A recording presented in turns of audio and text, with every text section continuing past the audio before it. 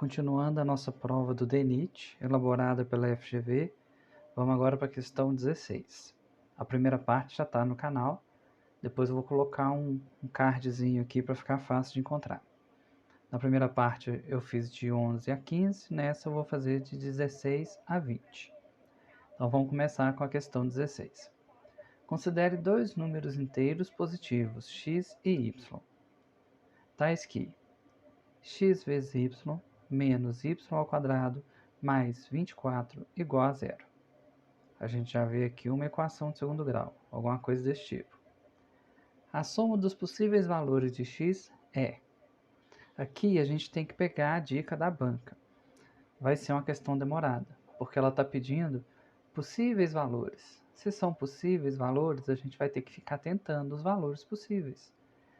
E aí já é até uma dica para a gente não cair na tentação de usar a fórmula de Bhaskara aqui. Porque fórmula de Bhaskara não vai dar para a gente possíveis valores. Vai dar dois valores certos. Se delta for igual ou maior que zero, vai dar um valor ou dois valores certos. Então não é fórmula de Bhaskara. Se a gente tentar a fórmula de Bhaskara aqui, a gente vai perder muito tempo. Provavelmente na hora da prova não vai dar tempo de fazer essa questão. Até a gente desistir da fórmula e tentar um outro caminho, provavelmente não vai dar tempo. Então aqui a gente não vai tentar fórmula de Bhaskara. A gente vai ter que achar possíveis valores de x que atendem a essa equação.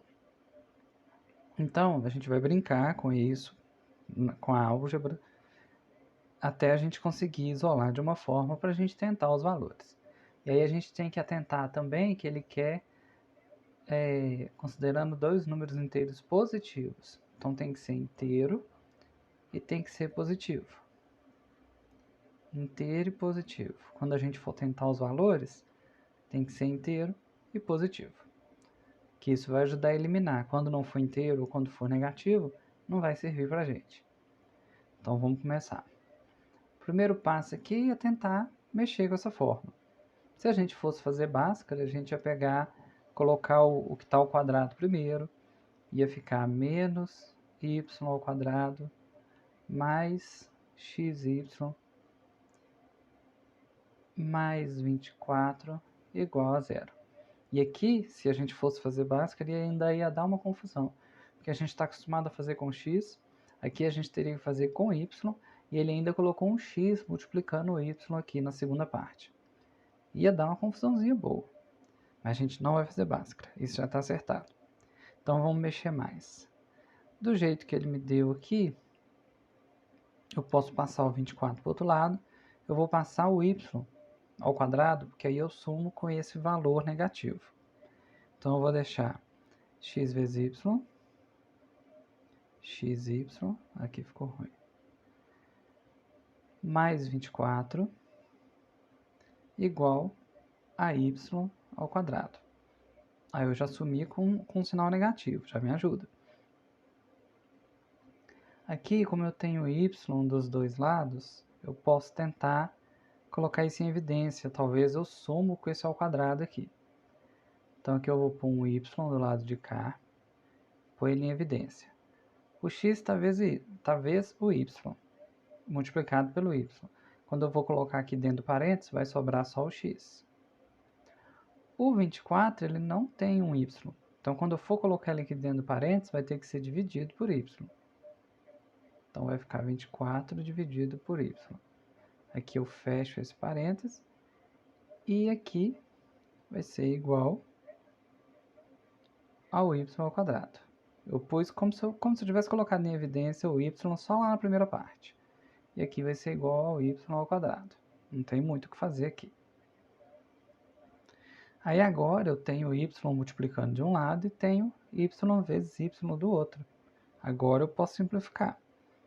Eu posso cortar um y aqui com um aqui. Aí eu vou ficar com x mais 24 sobre y igual a y.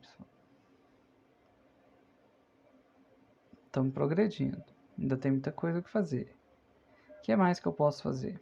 Eu preciso colocar um em relação ao outro, em função do outro, para depois testar valores.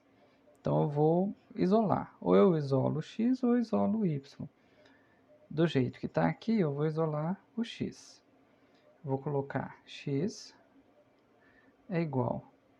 Aí o 24 sobre y passa para o outro lado, com sinal negativo. Então vai ficar x é igual a y, o que já estava lá do outro lado, menos 24 sobre y. Então eu tenho essa, foi aqui que eu consegui chegar, com todo esse trabalho aqui de álgebra.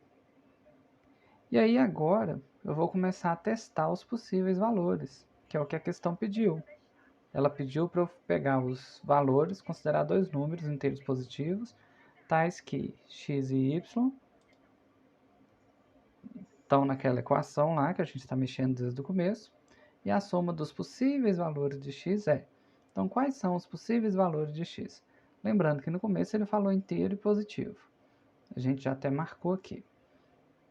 Então, continuando. O que eu vou fazer aqui agora? Eu tenho essa equação, eu vou jogar para cá. Vou jogar para cá. E eu vou ficar testando os valores de y. Tem que ser inteiro positivo, então eu vou começar do 1. Poderia colocar 0, mas na hora que eu tiver que dividir por 0 vai ser complicado. Então eu vou testar quando y é igual a 1. Vou pôr y igual a 1. O que acontece? Naquela equação vai ficar x igual a 1 menos 24 sobre 1. Então eu estou fazendo y igual a 1. Aí vai ser x é igual, onde tem y, eu substituo por 1. 1 menos 24 sobre 1. Isso aqui vai ser igual a 1 menos 24, que é igual a menos 23. A letrinha aqui tá feia. Deixa eu apagar e fazer de novo. Aqui na confusão eu perdi um pouco de espaço. Quando eu fiz y igual a 1, vai ficar x igual a 1 menos 24 sobre 1. E isso vai dar 1 menos 24, que é igual a menos 23. Aqui deu negativo. Negativo não serve, porque ele pediu inteiro e positivo. Então, eu vou tentar agora y igual a 2. Com y igual a 2, vai ficar x é igual a 2 menos 24 sobre 2. Isso vai ser igual a 2 menos 12, que vai ser igual a menos 10. Aqui também não serve para a gente porque está negativo. E aí a gente vai ter que ir andando com esses números até encontrar os positivos. Vamos tentar com 3, mas eu não vou escrever não, vou tentar fazer de cabeça. Se for 3, aqui vai ficar 3 menos 24 sobre 3, vai ser menos 8, vai dar menos 5, também não serve. Vamos tentar y com y igual a 4. Vai ficar 4 menos 24 por 4, 6. 4 menos 6 vai dar menos 2, também não vai dar. Então aqui eu vou pôr uma reticência e vou mais para frente. Vamos tentar 5. Vai ficar 5 mais x é igual a 5 menos 24 dividido por 5. Aí aqui já vai dar um número fracionado, também não vai servir. Então vamos tentar com 6. X é igual a 6 menos 24 por 6 é menos 4. 6 menos 4 é 2. Com 6 a gente já consegue um número positivo inteiro. Então vamos fazer com 6. 6 vai ser x é igual a 6 menos 24 sobre 6, que vai ser igual a 6 menos 4, que vai ser igual a 2. Esse é o primeiro valor aqui que serviu. A gente tem x com y igual a 6, o x é igual a 2. Já serve para a gente. Só que a gente tem que tentar todos os possíveis. Então a gente vai ter que ir andando mais. Não sei até quando ainda. Provavelmente até chegar no divisor 24. Porque aí depois disso vai começar a dar número fracionado de novo. Então vamos fazer com y igual eu vou poder usar 6 aqui para eu conseguir o número inteiro. Em vez de eu usar, né, 6, 7, 8, 9, 10, 11, 12, eu vou ter que usar só o que for divisor de 24. Então, vamos anotar aqui em cima o que é divisor de 24. Divisor de 24, a gente tem, se fosse fatorar, né? Tem o 2, tem o 4, o 5 não, o 3 mas não serviu pra gente. Então, 2, 4, também não serviu. Então, vamos tirar aqui. 4 também não serviu. Então, a gente vai usar o 6, o 8, que é divisor do 4. Tem mais alguém aqui? Não, acho que depois do 8, tem o 12. Divide por 12 dá 2. E depois tem o próprio 24. Então, nós vamos usar esses números. Os que tinham antes aqui, o 2, o 3, não serve porque dava resultado negativo. Então, agora a gente vai usar, não vamos usar o 7, que vai dar fracionado, vamos usar o 8. Tá vendo? Não é uma questão muito simples. Para a gente ter essa calma na hora da prova, onde a gente teria que fazer uma questão em 3 minutos, não tem como. Essa questão aqui ia gastar pelo menos uns 20 minutos, se a gente fosse pelo caminho certo logo do começo. Então, esse é o tipo de questão que a gente deixa por último. Se sobrar tempo, a gente volta e faz. Aí aqui, y igual a 8 vai ficar x igual a 8 menos 24 por 8. Isso vai ser igual a 8 menos 3, que vai ser igual a 5. Então, aqui a gente achou um valor positivo inteiro. O próximo y, como a gente viu, o próximo valor de y que a gente vai usar vai ser o 12. A gente está pegando aqui nos divisores de 24. Então, a gente vai usar o 12. 12 vai ser x igual a 12 menos 24 por 12, que vai ser igual a 12 menos 2, que vai ser igual a 10. E agora, por último, agora está acabando, vai ser igual, quando eu usar o y igual a 24, isso vai dar x igual a 24 menos 24 por 24, isso vai ser igual a 24 menos 1, que vai ser igual a 23. E aqui, deixa eu marcar com a cor aqui, a gente encontrou todos os valores possíveis de x, que é o que a questão estava pedindo. E agora ela pede para a gente somar. A soma dos possíveis valores de x é... Aí a gente tem que somar. 2 com 5, 7. Com 23, 30. Com 10, 40. Então, a soma aqui vai dar 40. Isso vai dar para a gente a letra B. Não é uma questão fácil, igual eu já falei antes. Para conseguir fazer isso no dia da prova, a pessoa tem que estar muito bem preparada. Vamos agora para a questão 17. Questão 17 fala assim: Joana gasta 40% do seu salário para pagar o aluguel. Além disso, ela gasta 40% do valor que sobra após pagar o aluguel em alimentação. Em relação ao seu salário, o valor que Joana gasta com alimentação corresponde a... O que todo mundo faz quando é porcentagem? A gente iguala a 100, que fica tudo mais fácil. Então, vou pôr aqui que o salário é 100. 100 reais ou 100%, não importa. Aí a Joana paga o aluguel. Quando ela paga o aluguel, ela gasta 40%. Então, o aluguel dela custou 40 reais. Quando ela tira o aluguel dela, o que vai sobrar aqui é 60 reais e 60%. Vou colocar aqui salário menos aluguel, 60 reais. Depois que ela pagou o aluguel, ela gasta 40% do que sobrou com alimentação. Então, ela pega aqui e gasta 40%. 40% equivale um pouquinho igual 60 por 10 é 6, vezes 4, 24, igual a 24 reais. E aqui vai sobrar 60 menos 20, 40 menos 4, 36. Vai sobrar 36 reais ou 36% do salário. Isso daqui é salário menos aluguel menos alimentação. Aí sobrou 36. Vamos ver o que ele está pedindo. Em relação ao salário, o valor que Joana gasta com alimentação corresponde. Então, ele quer o valor que gastou com alimentação. Então, a gente tem que identificar. Ó. Esse era o salário inteiro. Isso é o que ela gastou com aluguel. Isso é o que sobrou depois que ela pagou o aluguel. Isso aqui é o que ela gastou com alimentação. Isso aqui é o que sobrou depois.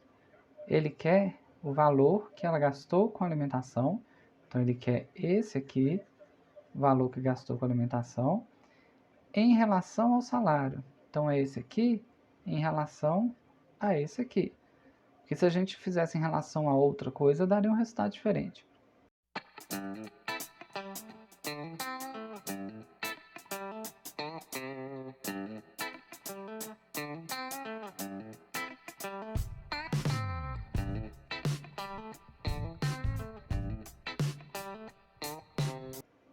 Então, é esse valor, 24. 24, já que eu pus 100% igual a 100 reais, o 24 ali também é 24%. Os valores não é que combinam, correspondem. R$1, 1%. Então, quando gastou 40% de 60, na verdade era 24% de 100. É o que eu falei antes, dependendo com o que relaciona, muda a porcentagem. Muda o valor. Então, ele tirou. Espero que não esteja ficando confuso agora. E primeiro ele falou, vamos recapitular. Vou pegar outra cor.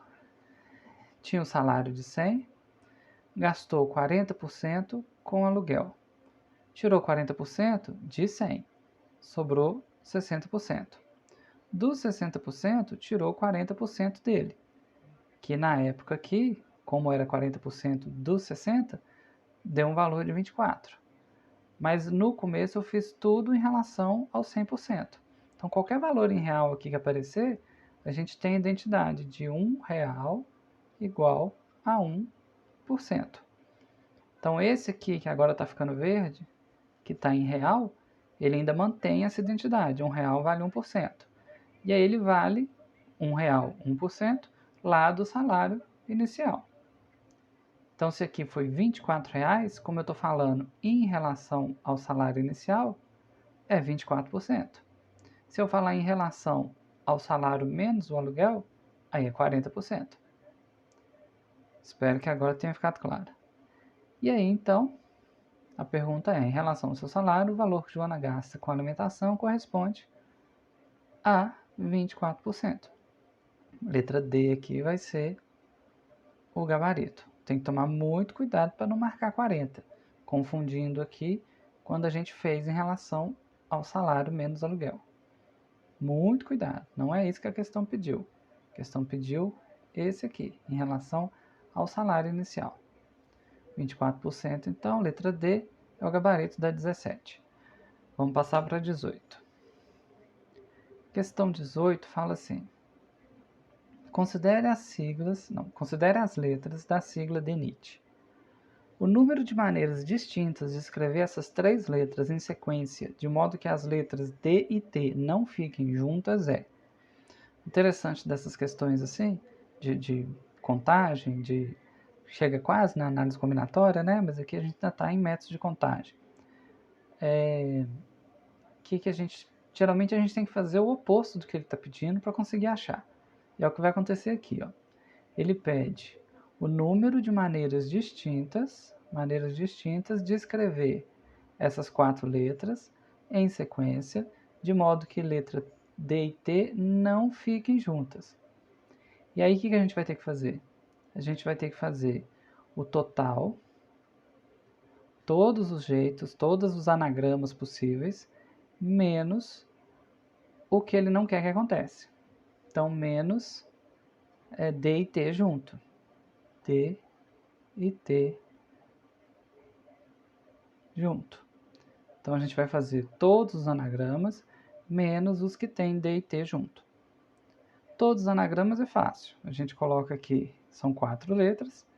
a gente coloca que a primeira tem 4 possibilidades aqui, a segunda 3 aqui, a terceira 2 possibilidades, a última 1 possibilidade. Multiplica todo mundo. 4 vezes 3, 12 vezes 2, 24. Então a palavra DENIT, a sigla DENIT, tem 24 anagramas. Esse aqui é o total. Então a gente precisa de um número menor que 24, que eu ainda vou tirar quando D e T aparece junto. Então a letra A aqui, ó, já está fora. Já ajuda, né? Agora em vez de A, B, C, D e E, tem só B, C, D e E. Agora eu tenho que fazer todas as vezes que D e T aparecem junto.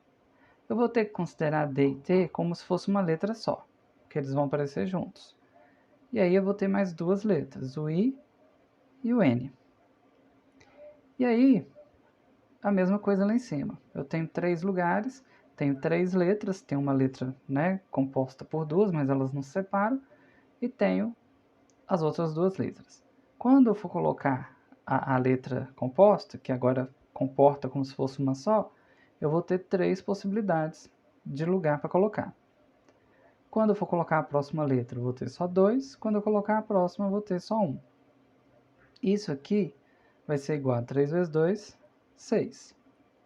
Só que tem um ponto, se eu fizer aqui 24 menos 6 e correr e marcar 18, a gente vai errar a questão, porque sempre tem uma pegadinha. O que acontece? Aqui no 3, a gente colocou o D e T junto. Só que esse D e T só tem que estar junto, ninguém falou que tem que ser nessa ordem. Ele pode ser também T e D. E aí, para cada uma dessas opções aqui, dessa possibilidade, né, dessas 6 possibilidades, desses 6 anagramas que a gente teve D e T junto, a gente vai ter uma outra,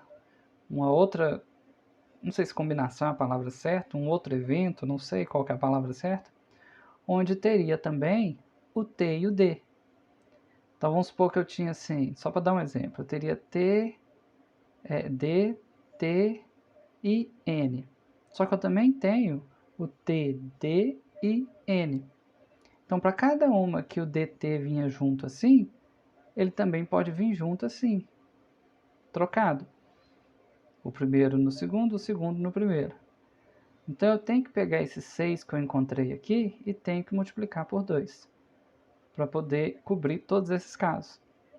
Então, na verdade, o nosso total aqui vai ser 24, menos as vezes que o DT aparece junto, que são 6 vezes 2 vezes. Então, são 12 vezes.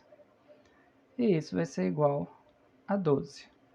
Então, o número de anagramas, depois que eu peguei o total, tirei os eventos, as quantidades, eu não sei qual a palavra mais adequada, mas tirei os seus casos, em que o DT veio junto, eu vou chegar no resultado que a questão quer, que é quando eu tenho os anagramas que DT não vem junto. Então a conta, no final das contas, é essa: 24 menos 12 igual a 12. E aí 12 é a nossa resposta. O gabarito vai ser letra C. Letra C, então, gabarito da questão 18. Não é uma questão muito difícil. O que pega é esse 2 aqui. Eu acho que até chegar no 24 menos 6, quase todo mundo consegue. O pulo aqui é saber que tem que multiplicar por 2. Então é isso. Letra C, o gabarito. Vamos agora para a questão 19. Questão 19, probabilidade. Quando a banca já começa com contagem, probabilidade, análise, ela já está apelando. Mas vamos fazer, né? A gente precisa ganhar o ponto. E tomar posse. Então vamos. Duas urnas contêm 9 bolas numeradas de 1 a 9, cada uma.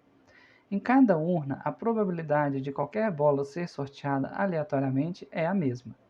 Sorteie-se aleatoriamente uma bola de cada uma. A probabilidade de tanto a soma quanto o produto dos números das bolas sorteadas sejam pares é. Aqui que complica. E aí a gente vê que as respostas estão todas sobre 81.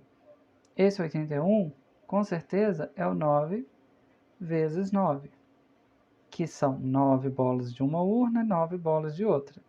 Então é o total das possibilidades. É o 81 que tem aqui na letra E, na letra D, na letra C, na letra B e na letra A. A gente precisa agora entender qual que é a condição. A condição que ele dá é o seguinte: tanto a soma quanto o produto dos números das bolas sorteadas tem que ser par. Como que eu vou conseguir isso? Se eu pegar um número ímpar e multiplicar por um número ímpar, vai dar um número ímpar. Mas a soma vai dar par. Então, com o número ímpar não vai rolar. Vamos fazer aqui só um exemplo para ficar claro. Se eu pegar o 3 vezes 5, vai dar 15. É ímpar. Mais 3 mais 5 é 8. É par. Isso não atende à questão, porque ele quer tanto a soma quanto o produto tem que dar números pares. Então isso aqui está fora. Se eu pegar ímpar e ímpar, não dá. Se eu pegar um ímpar e um par, se eu pegar um 3 e um 4, quando eu fizer 3 vezes 4, vai dar um número par. 3 vezes 4 vai dar 12, vai dar um número par. Mas se eu fizer 3 mais 4, aqui vai dar 7. 7 é ímpar, então aqui não serve. Então ímpar com ímpar não serve, ímpar com par não serve. A única possibilidade de eu conseguir fazer isso funcionar vai ser se eu pegar um par de um lado e um par na outra urna. Então vamos supor, se eu pego 2 e o 4. Na hora que eu faço 2 vezes 4 dá 8, é par. Na hora que eu faço 2 mais 4 é 6, é par também. Então aqui que vai ser o jeito que a gente vai atender o enunciado. Tem que ser par. Então tem que ser par na primeira urna, tem que ser par na segunda urna. Lá fala que as bolas estão de 1 a 9. Então de par aqui eu vou ter o 2, 4, o 6 e o 8. E na outra a mesma coisa. O 2, o 4, o 6 e o 8. Qual a probabilidade aqui de eu pegar? Vai ser 4. E a probabilidade aqui da outra vai ser 4 também. Então eu vou multiplicar essa probabilidade, vai dar 16. E o total das possibilidades, a gente já sabe que é 81. Então a nossa resposta vai ser 16 sobre 81. Eu sei que aqui eu pulei uns passos para não ficar muito chato, mas dá para entender. Como 81 estava em todos os denominadores ali, da A, B, C, D e E, eu não preciso passar pelo processo de estabelecer que vai ser 81. Então aqui eu já consigo uma resposta mais rápido. Que é o que toda questão devia dar para a gente, né? Um jeito rápido de fazer, considerando que a gente tem em média 3 minutos e meio para cada questão. Isso sem contar a redação, né? Então vamos passar para frente. Aqui vai ser letra C, a resposta. Então 16 sobre 81 vai ser o gabarito da 19. A gente vai agora para a última questão dessa prova, que é a questão 20. Questão 20 é de lógica de conectivo, né? Lógica de proposição. E é bem complicadinha. Nunca vi uma desse jeito. Considere a sentença. Se André é vascaíno ou Beto é botafoguense, então Cadu é flamenguista e Beto não é botafoguense. Parece conversa de doido. No final a gente não entendeu nada. Sabendo-se que a sentença dada é verdadeira, é correto concluir que... Aqui eu vou ler, mas só para o tempo passar, porque não vai adiantar nada. Letra A, André é vascaíno. Letra B, Beto é botafoguense. Letra C, Cadu é flamenguista. Letra D, André não é vascaíno. Letra E, Beto não é botafoguense. E a gente continua não sabendo. O que é a primeira coisa que a gente tem que entender aqui? A gente tem vários conectivos aqui. A gente tem 4 ou 3 proposições e 3 conectivos. Vou marcar de azul os conectivos. A gente tem o ou, a gente tem esse e a gente tem o se então, que é um conectivo só. Ele aparece separado aqui na frase, no português, mas é um conectivo só. E a gente precisaria saber a tabela verdade dos 3. Mas como aqui não estou explicando essa matéria, eu vou dar só o macete. Quando a gente tem o conectivo se então, vou fazer aqui no cantinho, vou fazer aqui embaixo.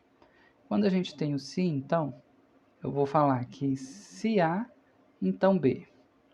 Se eu tenho sim, então, o único caso que isso aqui vai dar falso é se for V, sim, então, F. Isso aqui vai ser igual a falso. Qualquer outra variação que não seja VF, se for VV, FF ou FV, vai dar verdadeiro. Então eu vou decorar a exceção para a gente saber todo o resto. No caso do conectivo E, vou escrever E para ficar mais fácil, para eu não confundir com o símbolo do E e do OU.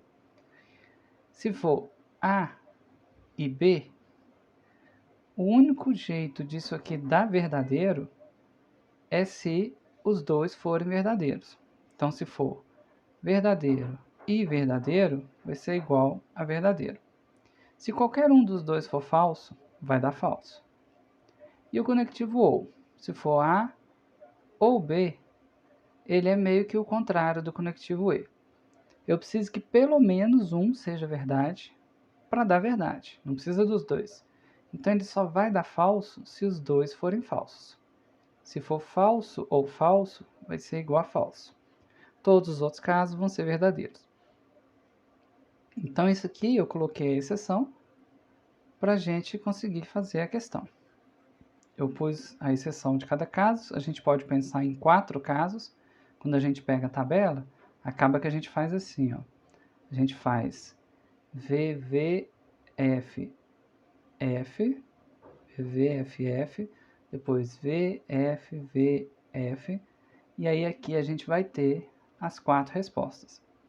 Eu peguei uma de cada um, que aqui é diferente, e daí a gente consegue deduzir as outras 3. Então eu deixei marcado lá embaixo, vou marcar para a gente usar como se fosse uma colinha.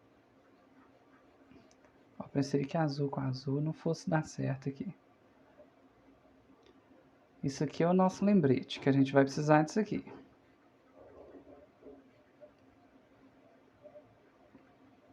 Aí, o que mais que a gente tem que saber aqui? Ele quer que a gente conclua se é verdadeiro ou não. O que é verdadeiro, né? Ele quer que a gente conclua o que é verdade aqui. E aí a gente tem que pensar da seguinte forma. Ele não deu uma construção simples para a gente. Ele deu um sim, então, e aqui desse lado tem uma outra, vou chamar de função, mas é um outro conectivo, e aqui do outro lado tem um outro conectivo. A princípio, uma questão mais simples teria uma proposição, sim, então, outra proposição. Mas aqui não. Aqui tem 2 proposições com conectivo. Então a gente tem uma proposição. Eu não marquei as proposições, vou marcar agora. A primeira proposição que a gente tem é André Vascaíno. A segunda é Beto é botafoguense. A terceira é Cadu é flamenguista. E aqui a gente poderia encarar como se fosse uma quarta, mas na verdade ela é a negação da segunda, que é Beto não é botafoguense. A segunda fala que é e a quarta fala que não é. Então é uma proposição, eu vou colocar que é a primeira, que é a segunda aqui, né? Beto é botafoguense, e lá na quarta eu vou falar que é a negação da segunda. Então tem André, Beto e Cadu, eu vou usar ABC. E aí a gente preenche aqui, ó, como que foi que o exercício foi dado. Ele falou que se, aí o se então é essa setinha aqui do meio. Está representado aqui. Se André é vascaíno, né? Ou o Beto é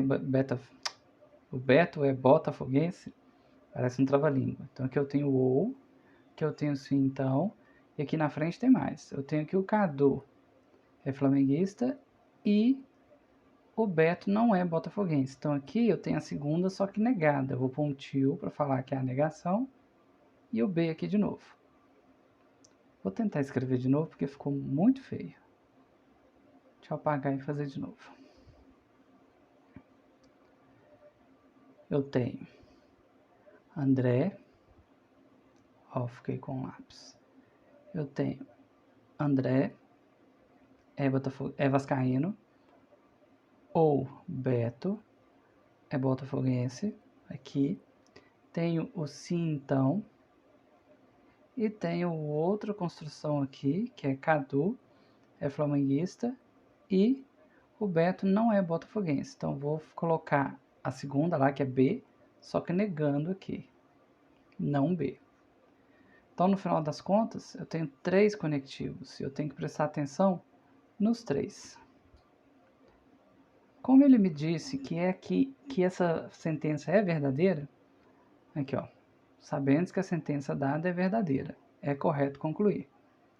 A minha sentença, o principal aqui, é o que está aqui no meio, é o sim então.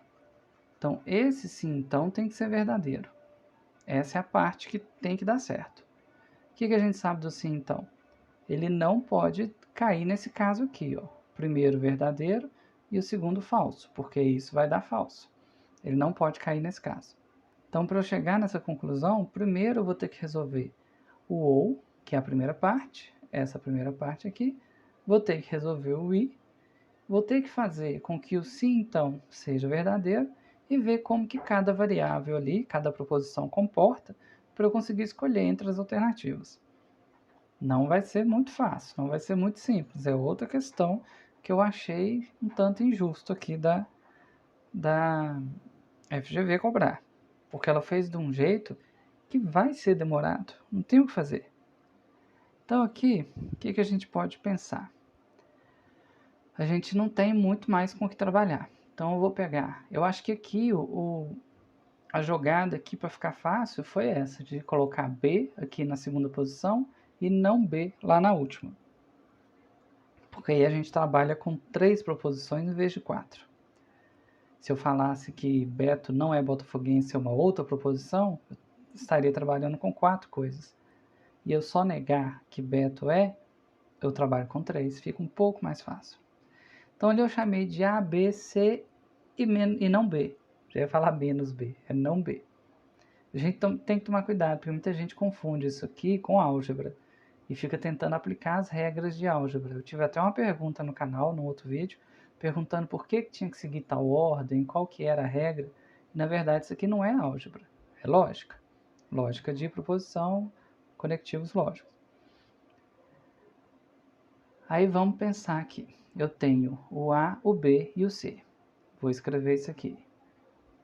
Eu tenho a proposição A, que é a do André. Eu tenho a B, que é a do Beto. E tenho a C, que é a do Cadu. Aqui eu vou ficar num espaço bem ruinzinho. Vou tentar outra coisa. Deixa eu ver. Vou tentar espremer esse A, B e C aqui no meio. Debaixo do sim, então. Que aí a gente vai fazendo as contas. Então aqui eu tenho a proposição A, tenho a B, não, ficou ruim. Eu tenho a A, tenho a B, tenho a C. Vamos pensar num caso em que todos são verdadeiros. Então aqui, ó, verdade, verdade, verdade. Se A é verdadeiro e B é verdadeiro, se um só fosse verdadeiro, como aqui é ou, e aqui agora eu estou usando esse daqui de baixo para falar, se um é verdadeiro, tudo vai dar verdadeiro. Então aqui eu posso falar que é verdadeiro. Aí eu venho, se então, eu estou falando que tudo é verdadeiro. Só que, tem que lembrar disso aqui. Se eu falei que o B é verdadeiro, o não B vai ser falso. Se B é verdadeiro, não B é falso. Então aqui vai ficar o C verdadeiro e o não B falso. Como o conectivo é o conectivo E, eu estou usando esse segundo aqui agora, eu preciso que tudo seja verdadeiro para dar verdadeiro. Como o não B vai ser falso, aqui vai ser falso. E como eu estou fazendo o global, o conectivo sim, então, VF é o caso que dá falso. Não é isso que a gente quer. Então, o que eu tenho que saber? Pensando aqui, nesse aqui que é o global, que é o que está lá no meio. Eu não quero que dê VF. Eu preciso que dê todas as outras opções. VV, FF ou FV. Então, eu vou tentar mexer para dar isso. Então, o primeiro não quer dizer que o segundo não pode ser falso. Ele pode ser falso se o primeiro for também. Que aí FF vai dar igual a V. No conectivo sim, então. Então, vamos tentar outra coisa. Eu vou tentar fazer com que O primeiro der falso e o segundo também. Para o segundo dar falso, a gente sabe, é só deixar aqui o B verdadeiro. Então, eu vou deixar o B verdadeiro, que eu sei que a segunda parte vai dar falsa. Só que eu quero que a primeira dê falsa. Então, eu vou ter que falar, isso aqui não vai funcionar. Vou ter que trocar. Vou ter que pensar em outro jeito. Eu quero que a primeira dê falso, para eu ter um caso de FF igual a V. Que aí eu vou ter os dois casos que na segunda aqui dá falso. FF igual a V. Se eu quero que o primeiro dê falso, eu preciso que as duas sejam falsas. Então, eu vou fazer falso para o A, falso para o B. E aí, se o meu B for falso aqui no primeiro, o não B lá no segundo é verdadeiro. Então, eu preciso que o C seja falso também, para dar falso lá no outro lado.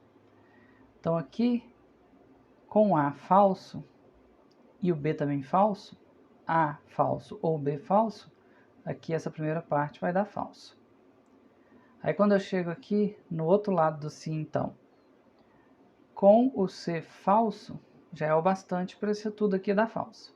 Que a segunda parte, o menos o não B vai dar verdadeiro, mas o C dando falso já deixa tudo falso porque é o conectivo E. Então eu tenho aqui se falso, então falso. Isso é igual a verdadeiro. No caso do conectivo sim, então. A gente está olhando muito esse aqui, que ele é o mais importante. Então, eu já consegui o caso do V, sim, então F, deu falso. Do F, sim, então F, deu verdadeiro. Isso é uma das possibilidades que a gente quer, porque a gente quer sabendo que a sentença é verdadeira. Agora eu vou tentar as outras duas formas que dá verdadeiro no final. Eu quero que aqui seja verdadeiro.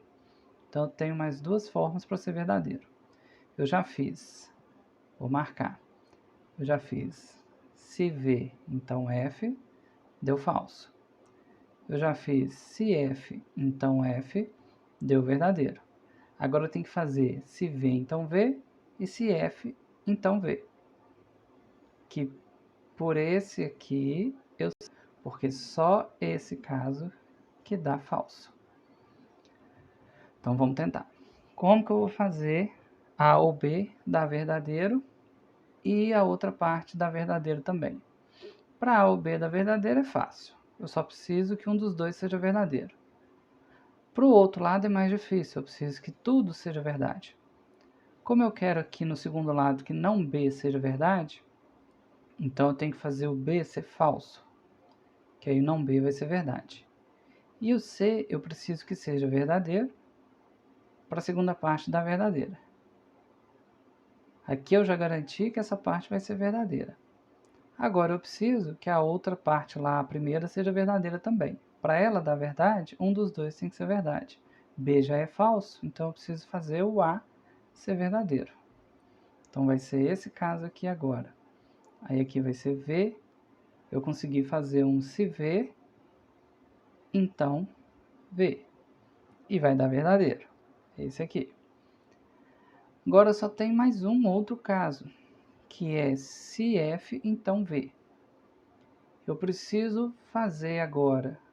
Eu estou preocupado muito com a segunda parte porque ela é a mais chatinha. Tudo tem que ser verdadeiro. Para tudo ser verdadeiro, eu vou imitar a parte aqui de cima, que é F no B, que aí o não B é verdadeiro, e verdadeiro no C, que aí essa segunda parte aqui fica verdadeira. E para a outra ser falso, eu já tenho B falso, eu preciso colocar o A falso. E aí eu faço essa parte aqui ser falsa. E aí agora eu tenho que se falso, então verdadeiro, e isso é verdadeiro. Tá vendo? Dá um nó na cabeça. Tem que saber a tabela verdade do sim, então, do e do ou. E conseguir montar esse quebra-cabeça de trás para frente. Senão você não faz essa questão. Onde que eu estava? Aqui deu F, deu F, deu V, deu V. Não, não é aqui que eu olho agora. Agora eu quero olhar só os resultados. Eu já consegui fazer todas as possibilidades para o sim, então. Aqui é a primeira. Se V, então F. Isso dá falso. Depois eu fiz se F, então F. Isso dá verdadeiro. Depois eu fiz se V, então V, isso dá verdadeiro. Depois eu fiz se F, então V, isso dá verdadeiro. Aí agora eu vou olhar, a princípio, né, só os resultados. Porque a questão me falou que a sentença dada é verdadeira. Então essa primeira que deu F, ela não serve para a gente. Então a gente já descarta essa primeira aqui. Não vai servir. Agora, a segunda, a terceira e a quarta, deu tudo verdadeiro aqui. O que a gente tem na segunda, na terceira e na quarta em comum? O que a gente tem em comum é que essa variável aqui do meio, a B, ela teve que ser falsa o tempo todo. Ela foi a única coisa que ficou constante. E você ter essa percepção na hora da prova é nível ninja. Aqui tá fácil, porque eu estou em casa, com tempo para fazer, posso pesquisar e tal, mas na hora da prova você conseguir ver que o que a questão quer de você é isso, você perceber, depois de tudo que a gente fez, você ainda ter que perceber que essa proposição B, ela não variou, nos 3 casos ela é falsa, isso aqui é nível ninja. E é isso que vai dar a resposta pra gente. Vamos para a alternativa agora. Vamos olhar agora a letra A. Letra A fala assim, a gente pode concluir que o André é vascaíno. Quando dá verdadeiro aqui, a gente conclui que o André é vascaíno? Não, porque aqui é falso e aqui é falso. Então não pode ser letra A. Vamos para a letra B. Que Beto é botafoguense. Quando deu verdadeiro aqui, o Beto aqui deu falso para botafoguense. Então a letra B está errada. Dali eu já posso pular para a letra E. A gente pode concluir que o Beto não é botafoguense, porque toda vez que deu verdadeiro, já rabisquei demais, né? Vou rabiscar mais um pouco. Toda vez que deu verdadeiro, aqui não dá nem para ver mais. Ah, vai dar sim. Toda vez que deu verdadeiro, o Beto botafoguense era uma afirmativa falsa. Então isso quer dizer que a conclusão que a gente pode chegar é que o Beto não é botafoguense. Agora ficou horroroso para enxergar, mas com o áudio dá para acompanhar. Então é essa que é a constante aqui. Beto não é botafoguense. Difícil, né? Essa é a FGV. Então letra E é o gabarito aqui da questão 20. Com a questão 20 a gente termina a prova de raciocínio lógico do DENIT. Eu vou ficando por aqui. Se você gostou do vídeo, se foi útil para você, se está gostando do canal, peço que curta o vídeo, se inscreva no canal e indique para amigos. Até o próximo vídeo.